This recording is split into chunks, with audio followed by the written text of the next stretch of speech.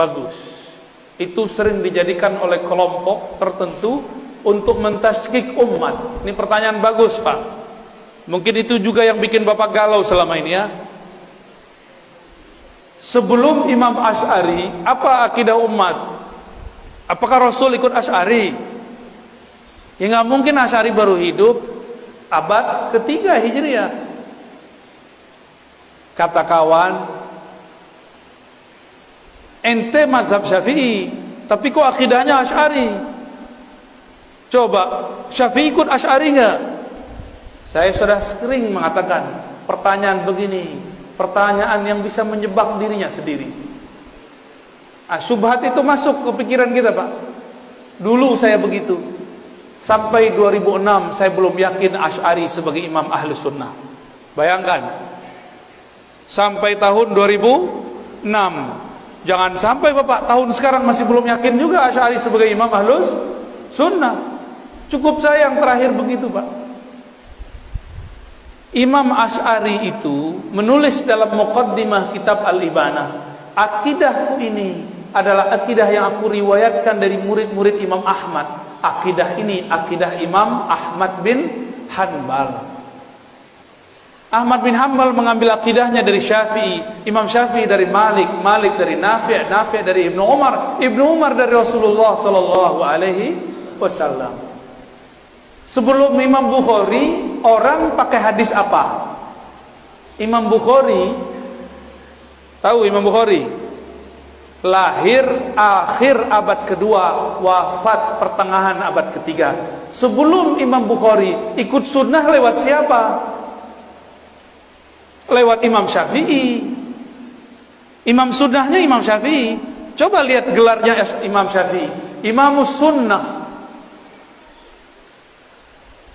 Keberhasilan seorang guru jika muridnya lebih populer darinya, lebih terkenal dalam hadis darinya.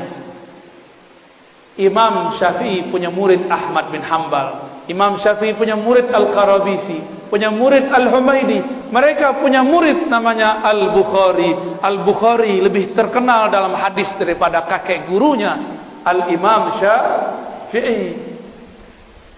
Walaupun Bukhari punya kitab Tauhid di Sahih Bukhari, tapi yang lebih terkenal sebagai Imam Tauhid adalah murid dari muridnya, yaitu Imam Asy'ari.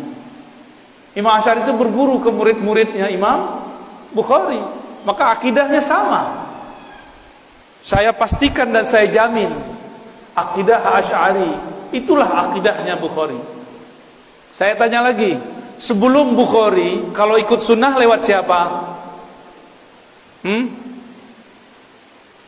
Nah, ini yang disebut sanad. Jadi jangan kebalik-balik. Kenapa kita nggak ikut akidah Syafi'i saja? Ya, Imam Syafi'i tidak menulis risalah dalam akidah, tapi pernah mengkalamkan tentang akidah. Kalamnya dikumpulkan oleh para imam, masuklah ke dalam kitab Al-Baihaqi, judulnya Manaqib Al-Imam Syafi'i. Muncullah orang memfitnah akidah Asy'ariyah berbeda dengan Asy'ari. Sok tahu ente ya, memalsukan sejarah Imam Asy'ari itu bagi mereka biasa. Mereka katakan Imam Asy'ari 3 periode, kayak mau jadi presiden 3 periode ya. Jadi akidah Asy'ari, sebelum Asy'ari akidahnya apa? Akidah Imam Ahmad. Berarti akidah Asy'ari sama dengan Ahmad? Sama. Sebelum Ahmad bin Hanbal akidahnya akidah siapa? Akidah Syafi'i. Sebelum Syafi'i sebenarnya di wilayah Kufah ada seorang imam namanya Abu Hanifah. Akidahnya akidah Imam Abu Hanifah. Dari Abu Hanifah turun nanti ke Tohawi, turun nanti ke Maturidi. Jadi ada 2 cabang dari mazhab Abu Hanifah, Tohawiyah, Maturidiyah. Cuma mereka tidak tinggal di ibu kota umat Islam, yaitu Baghdad. Makanya akidah mereka tidak sepopuler Imam Asy'ari. Imam Asy'ari tinggal di Basrah, hijrah ke Baghdad, menjadi imam ahlu sunnah di semua wilayah.